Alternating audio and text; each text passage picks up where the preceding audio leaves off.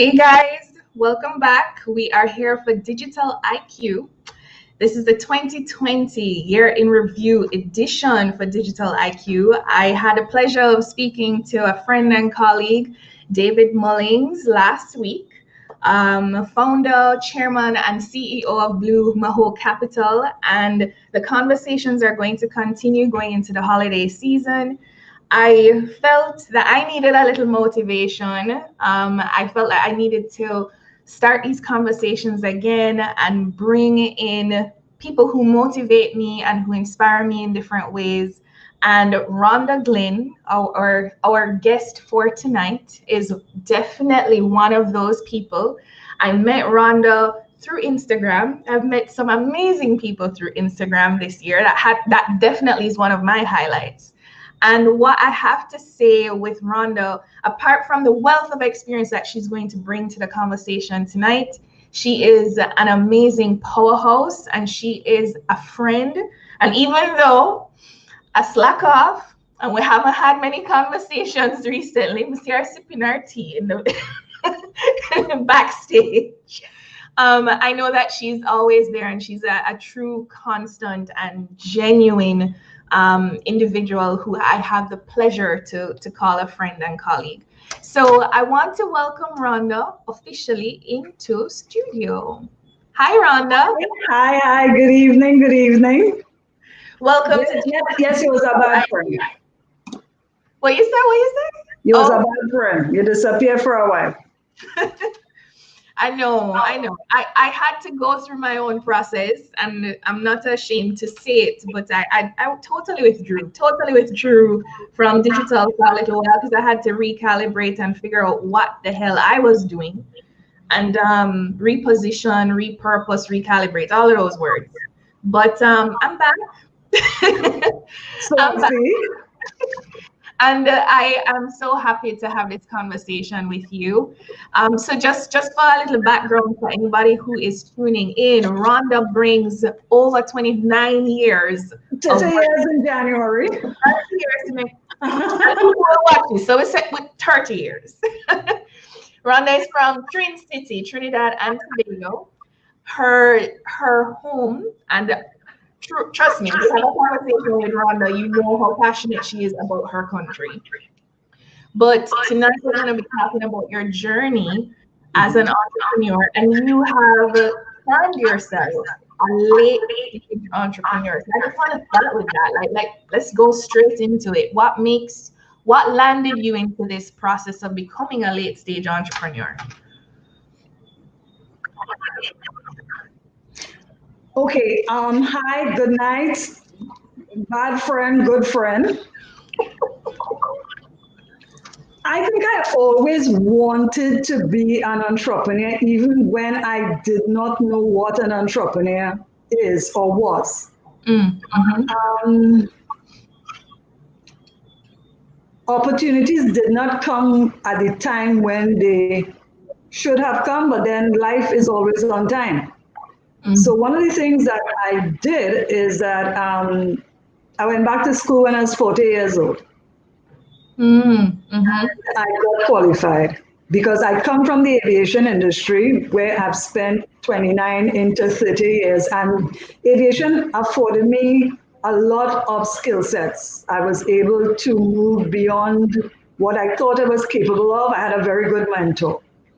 So working in aviation, you see people my age and even older than me still in the industry and still giving back. So seeing people who are aviation consultants, people who are running airlines, people who are in the operational part of aviation and are way past their yesterday age, it told me that, yeah, because I saw it all around me. So it wasn't like being a late stage entrepreneur was something that I would feel that I was going out into the deep blue yonder. But what I've realized now, and I'll probably do some writing on it going forward, is that a lot of entrepreneurs are in fact late stage entrepreneurs. A lot of people get into, although they on the surface you only see the young entrepreneurs.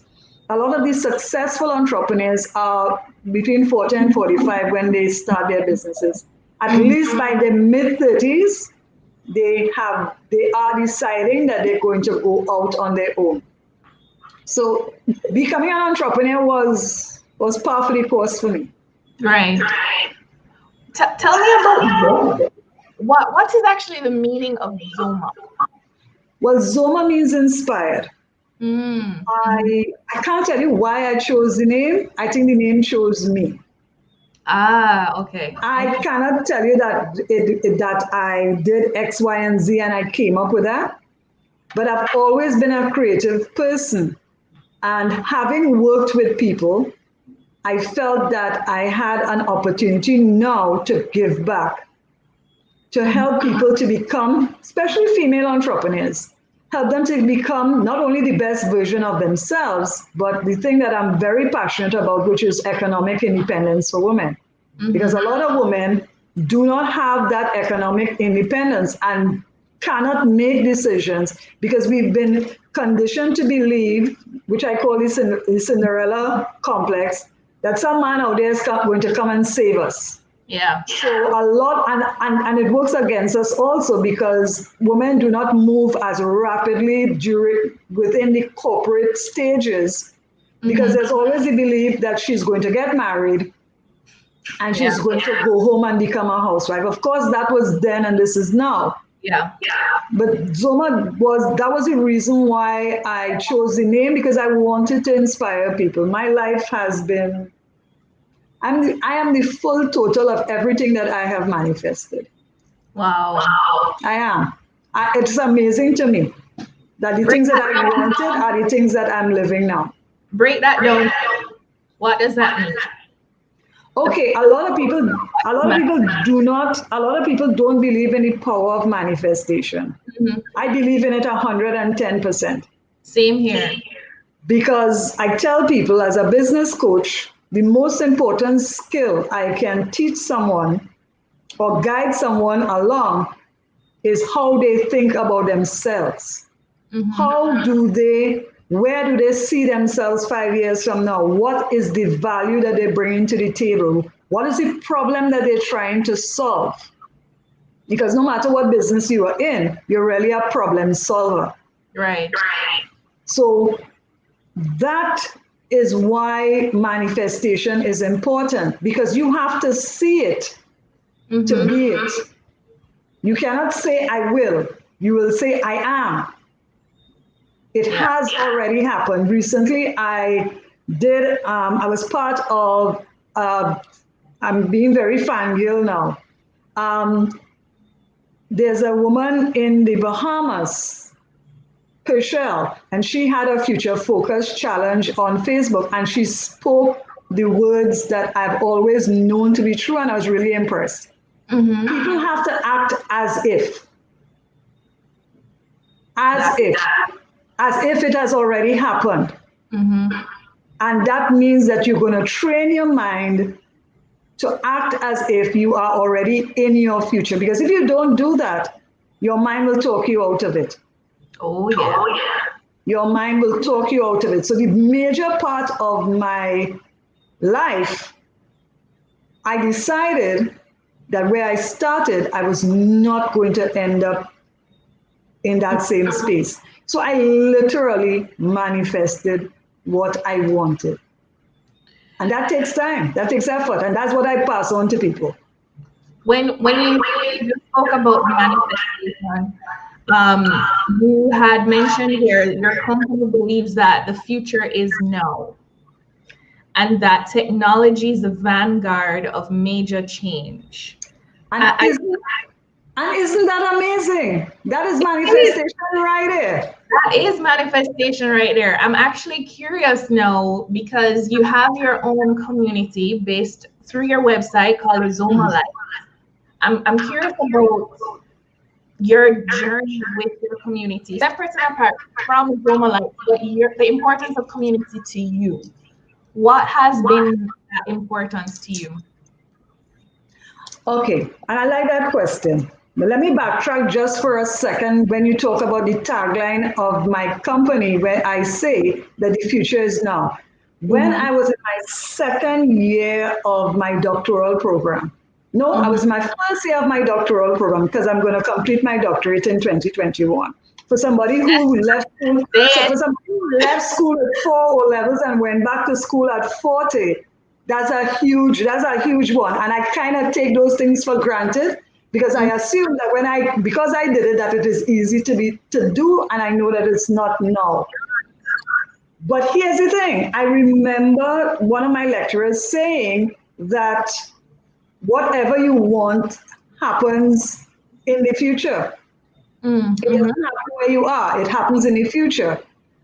And at that point in time, I knew that we would be moving from where we were to where we would be, which would be in a future that is accessible and affordable, and that digital tools would become how people engage, not knowing that we would be in the middle of a global pandemic that would push us straight into that digital future. So that in itself is another example of how I kind of manifested where the company is going. Now, you talked about the community. I think a lot of the time my community has been built on the fact that I don't fit the model of what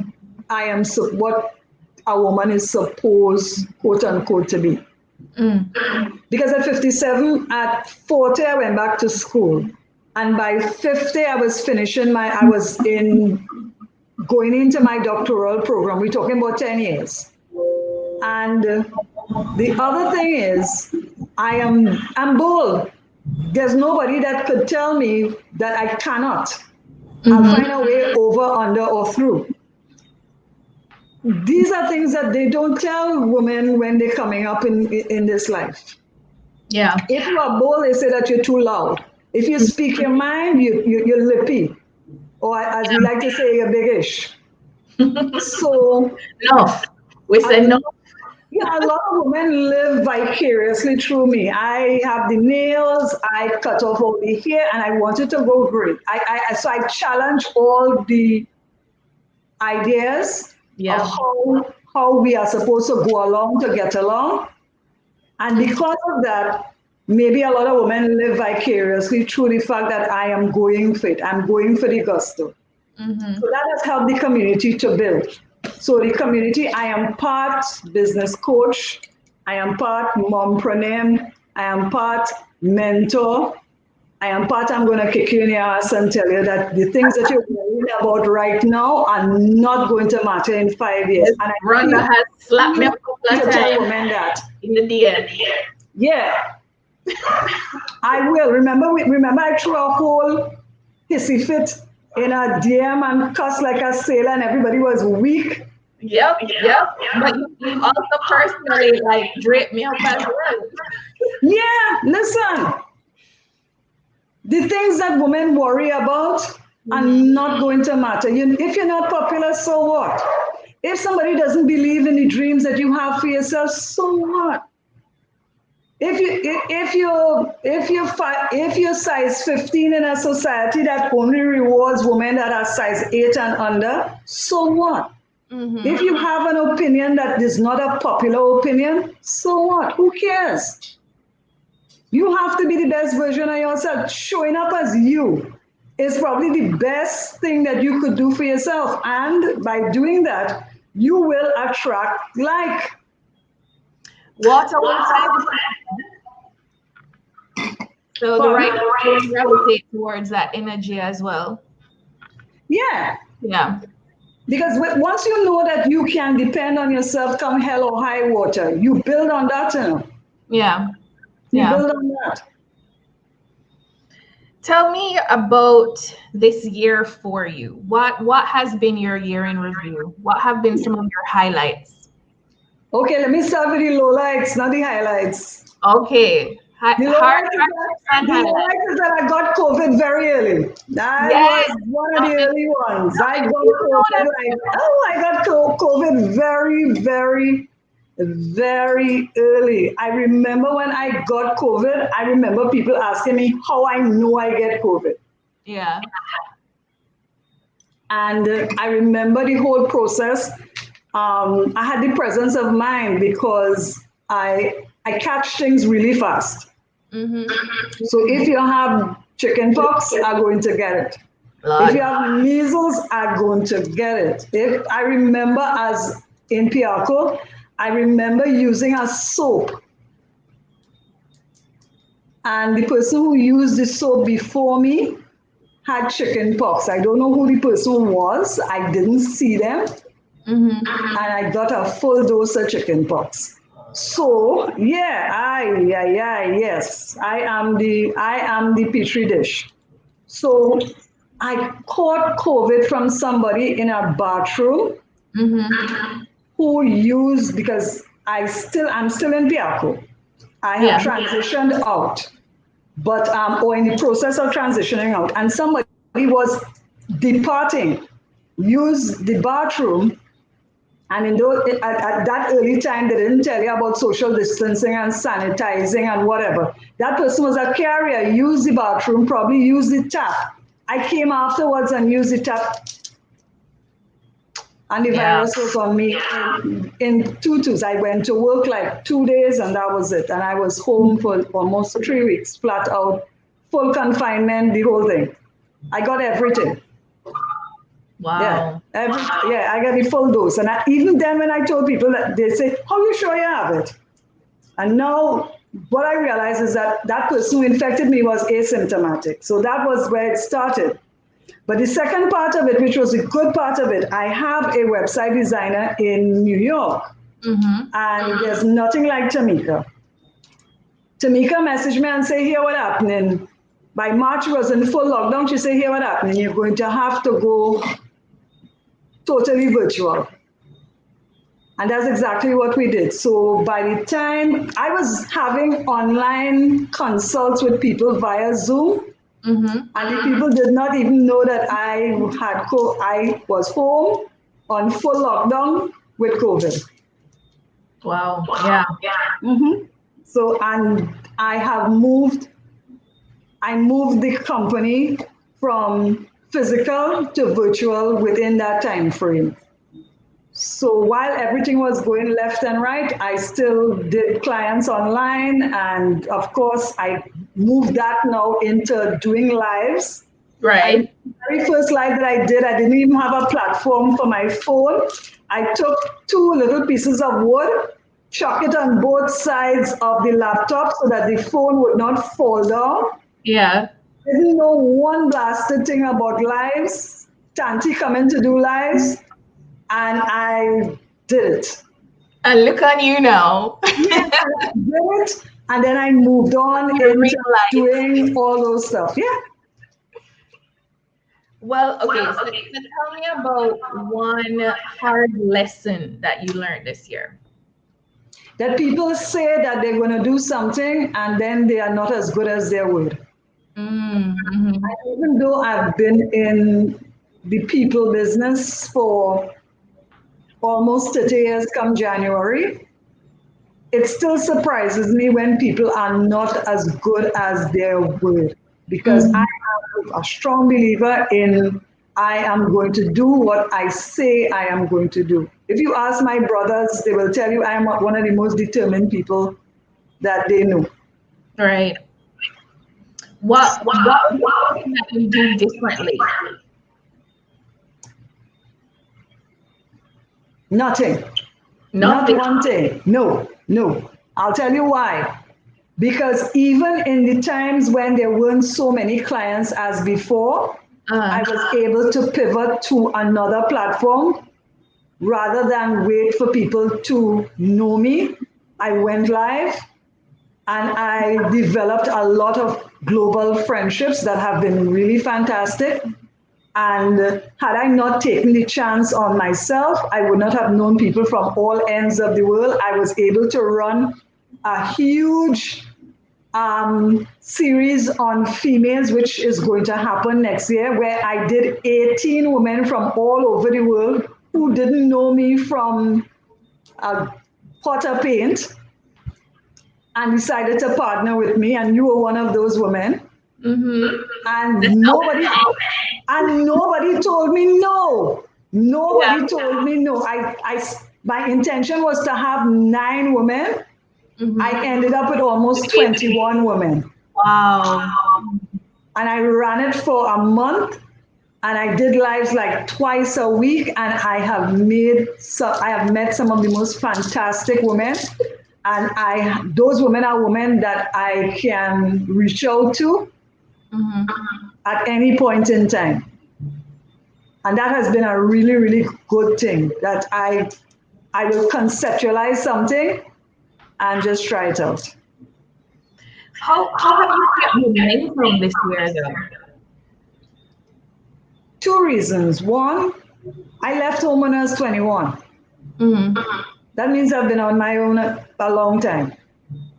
And one of the things my father always says is that being on your own teaches you how to do two things: keep yourself company and think. And I've been able to survive the uncertainty. I've always had to operate at some level of uncertainty. Right. But I think I became a little more mindful and a little more, because I could be as arrogant I'm an arrogant bitch at times. I'd be the first person to say that. Yeah. I'd be the first person to say that. People who know me tell you that, but I've become a little more empathetic and understanding that people are struggling. They may not say that they are, but they are. But they are. And I think women have felt the full brunt of the confinement, because women are already asked to wear many hats.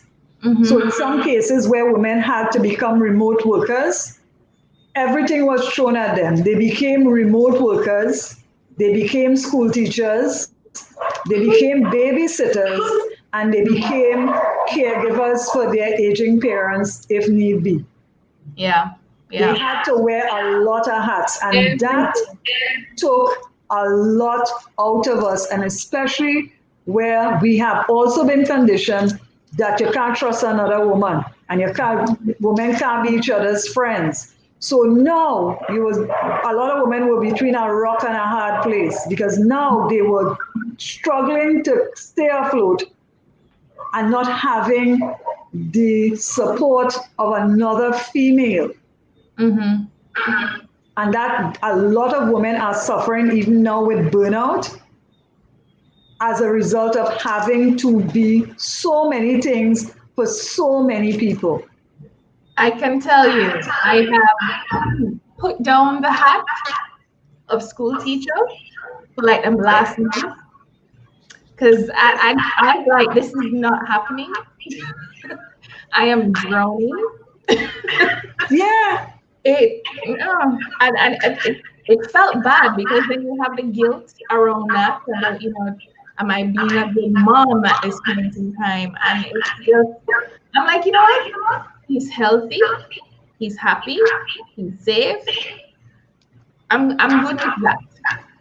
And not only that, here's the thing, and I asked one of the ladies who was in Bel Esprit, which, by the way, the excerpts from it are on my website. If anybody wants to look at them, they could go on to Zoma TV.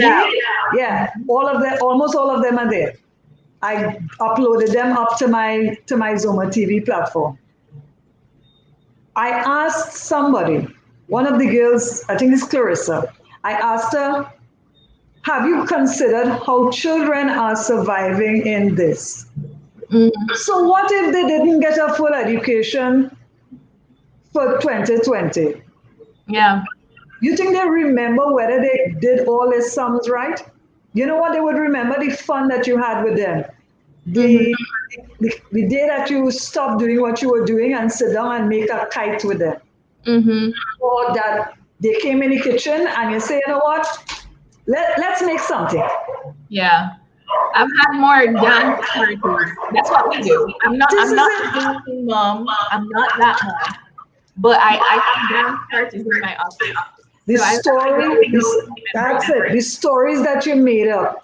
If you have a son, you are a creative, so your son is probably a creative. So you could start with a word, and you all are making up a story as you go along. So the protagonist is Ziggy, and hero is, and children don't have the restrictions that adults have, so they will create. They will create. Yeah. Those are the things. Those are the things that children remember. We keep forcing a normal in an abnormal situation and not accept that we are two things, that we're living in the middle of history, one, and number two, that this is an opportunity to forge new links, create a new normal. What is a mama supposed to be? How is a wife supposed to perform? Those things do not hold water anymore. Yeah. You are going to turn up as your best self on any particular day. Some days are going to be shitty. Some days are going to be shitty. And it's not going to be your best day. But you're going to turn up. Yeah. You're going to turn up. It's true. And it's funny because I was having a conversation the other day about this going into 2021, what that will look like, and the anxiety around it, and how that makes me feel. And I said I don't want to return to normal. What was normal? I don't want it. It wasn't working. I want to create another normal, like a combination or a hybrid of, because there's been so much good that has also come out of this time. So family is closer, better communication. I'm at home more. I mean, I always worked from home, but there's more presence in some ways, But I've been working harder too. So it's a lot of people worked way harder than. But here's the thing. We are never going to go back to how things used to be. Right. We are literally living in the middle of a major shift. It is what it is. People keep longing for things to go back to how it used to be. I don't want that. Anika used to be finished in March of 2020. That was the end of that. We are never going to go back to that. So therefore, it is almost, remember when we used to go to high school, and when the new term is starting, you used to get your new books, and your mother would give you brown paper, and you would cover your books, and your books would smell new. Yeah. And when you open the book, you would actually hear the spines of the book creak because the book is so new, and you are probably the first person opening the book. Think about your life from that perspective. Yeah. You are opening, you are shattering these stereotypes of what you were supposed to be, who you were supposed to be, and surprise yourself. Allow yourself to be surprised. Learn new stuff. Yeah. Create a better relationship with your parents, with your neighbors. Be a real friend to somebody for a change, instead of how you're going and not stopping long enough to hear. Yeah. Finding a tribe of women and being vulnerable in that space, and know that you do not have to be on all the time. So 2021 could be whatever you want it to be. It is just like your brand new school books and your brand new notebook. You can write whatever the hell you want to write in it. Think about 2020 as the greatest adventure that is going to continue into 2021. Because nobody can tell you, after having survived 2020, what you're supposed to be doing in 2021. You're supposed to get a big t-shirt with a thing in front here saying, I survived 2020. That's it. That's it. That is it.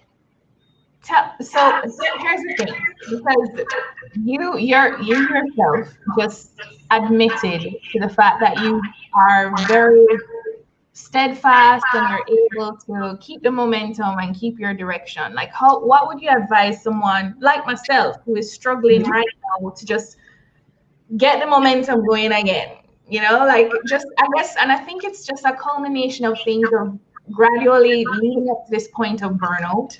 End of the year, been going harder than ever before, mash up, done, on the ground. Like, what would be your recommendations in terms of picking back up the momentum, gaining speed going into 2021? Because I know you got some things planned. Yeah, I am always evolving, and that's because I'm probably a born optimist. I bet on myself all the time.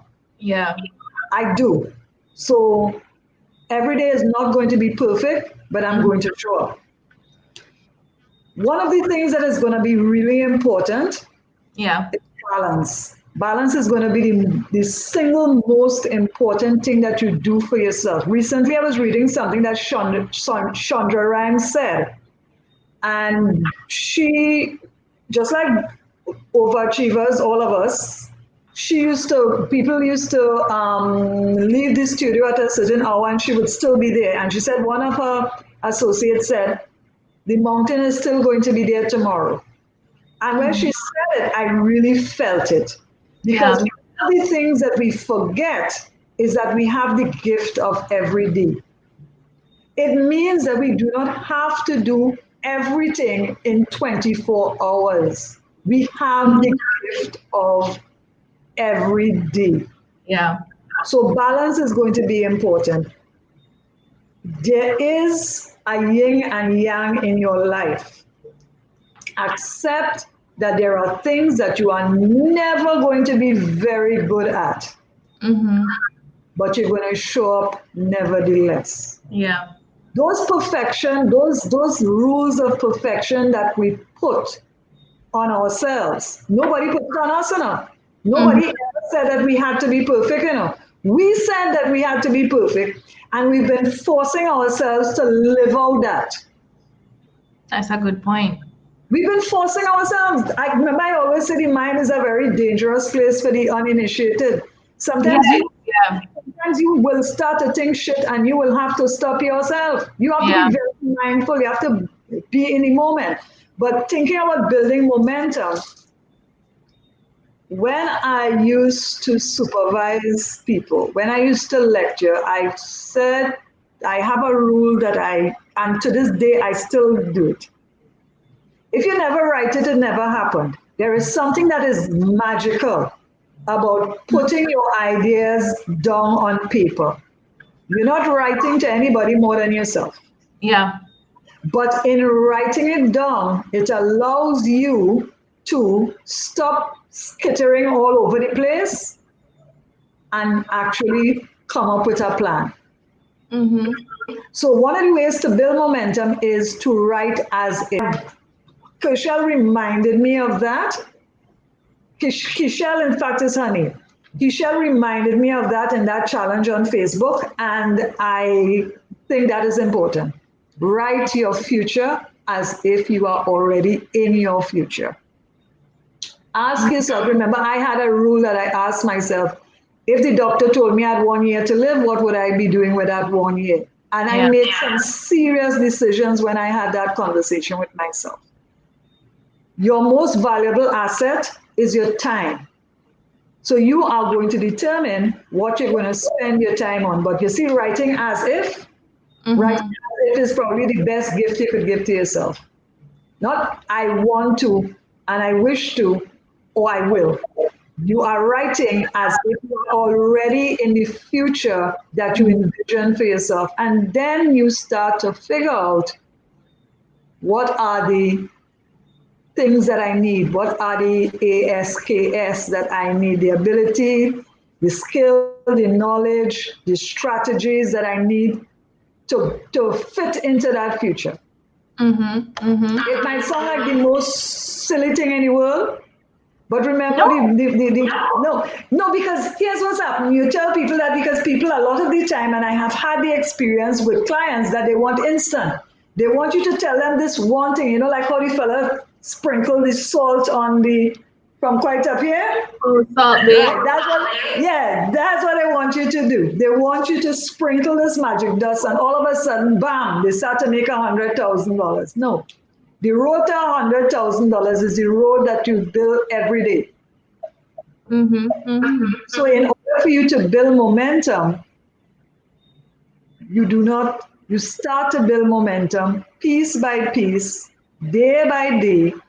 And the funny thing about it is that life rewards effort. So success invariably comes while you are working. Good point. It usually comes when you are becoming. Remember, we said that in Bel Esprit, that on the way to becoming, you can very well become somebody else. Ah, right there. On the nose. That's it. Tell me about your vision before we go into Zoma and beyond, like for 2021, and we can talk about things that are going to come. What do you think your vision is for the Caribbean going forward in 2021 and beyond? I think the Caribbean has to outlive the the curse of federation. That is the number one thing that has to happen in the Caribbean. You see that 10 from one leave, 10 minus one leave 0? See that has been a curse in the Caribbean, in that we do not see that we are based, we have a shared culture, shared experiences. We are immensely talented, immensely gifted, and we do not see our gifts because we are too busy measuring ourselves against outmoded models. The next big thing is not going to come from a developed country. I will say that again for emphasis. The next big thing is not going to come from a developed country. It is going to be coming from a developing country. And the Caribbean is poised for major development, but we have to outlive the scourge, the curse of that federation. We have not gone beyond it, and I think 2021 is the rightest time to start. We must be able to support the Jamaican experience, support the Caribbean, the Trinidadian experience, the Grenadian experience. Recently, I did a live with Woman Inc. in Jamaica. They asked me to talk about the fact that I'm a domestic violence survivor. And I did a whole live that wasn't even shown in Trinidad, but it was shown in Jamaica. And my story had an influence on women who are being subjected to gender-based violence. Did it matter that I was from Trinidad? No.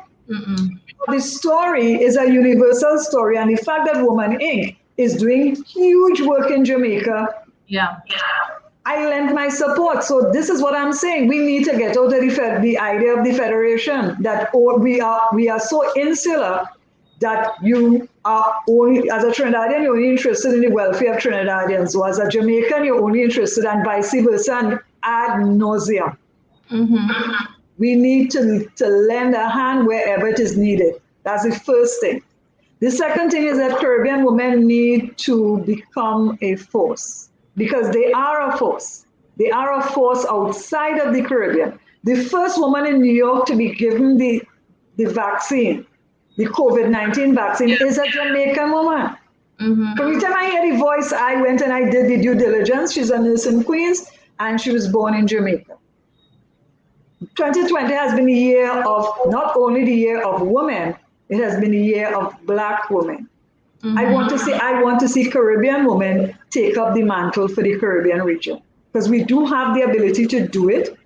We do have the power, and we do have the influence, but we keep talking ourselves out of our own future, because again, we keep measuring our skills and our talents against outmoded and matured models. Mali Diaz is Jamaican. Everybody should want to have a daughter like Janice Johnson's daughter, because she did not think about whether she was too young to have a voice. She went out there and she said that there was not enough stories where she could see Black children in it. And if she was having a problem, then it means that other children was having the same problem. And she started a whole movement on her own. Last week, she's on a podcast with Hillary Clinton. Just think about that for a second. Just think about that for a second. That is the power of the Caribbean woman. And in 2021, I want to see women finally step up and take their power. Stop thinking that you have to dot the I's, get the degree, sit down in the government office, be a good team player, and then one of these good days, somebody is going to give you the C-suite office and the brass plate. It is not going to happen unless you disrupt. And that is why I always, the CDO is for Chief Disruption Officer. Yeah. I am a disruptor. I am a disruptor. So tell us what is in the works for Zoma for 2021. Oh. Well, how are you going to disrupt it? All right, so I have a few irons in the fire. I have been seduced, and I say that in quotation marks. I have been seduced back into aviation to some extent. Oh. I'm working with a couple of entrepreneurs who are putting in they have a really big project coming on stream. And they have asked me to lend aviation knowledge to them. I did a business plan for them, and they asked me to stay on board because they're developing some new aviation-based products for the region. So that's one.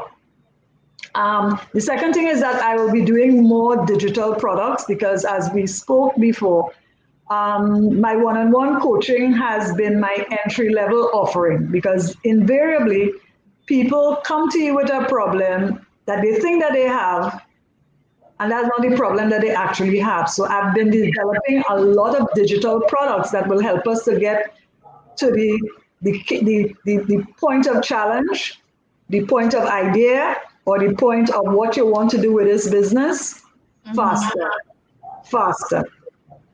So I've been doing a lot more digital products. I am re-energizing my podcast. I'll be doing a lot more podcasting. I also have a contract to do some to create an online learning platform for a government agency here in Trinidad. Okay. Because I'm doing the validation and costing part of it right now. I'm definitely going to be doing more workshops. The end of January will be my very first workshop, both virtual and physical. So I'm going back into that. And most definitely, I'll be doing my first, I'll be doing a couple of ebooks, but definitely my first book by the end of 2021. I think it is time for me to step out of just telling people my story and actually writing it. And that is going to be some book. Yeah. Based on the conversations we've had and like the bits and pieces that we've had, or I've heard you in another conversation, I'm very interested in reading it, Rhonda.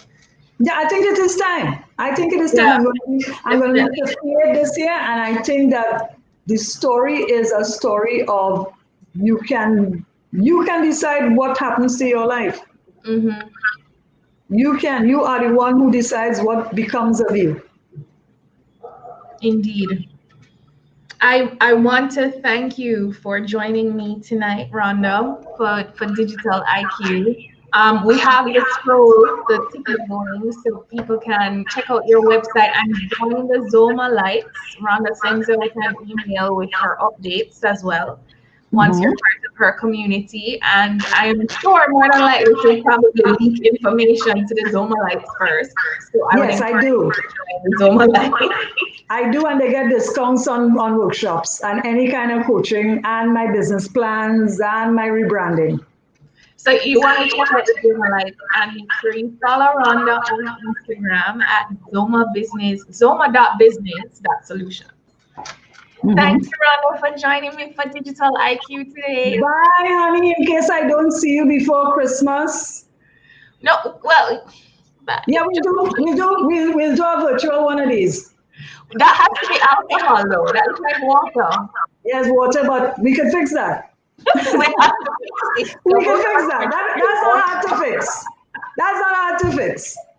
That's easy. That's easy fix. Okay. Yeah. And you'll definitely, once the borders open, you'll definitely see me in Jamaica.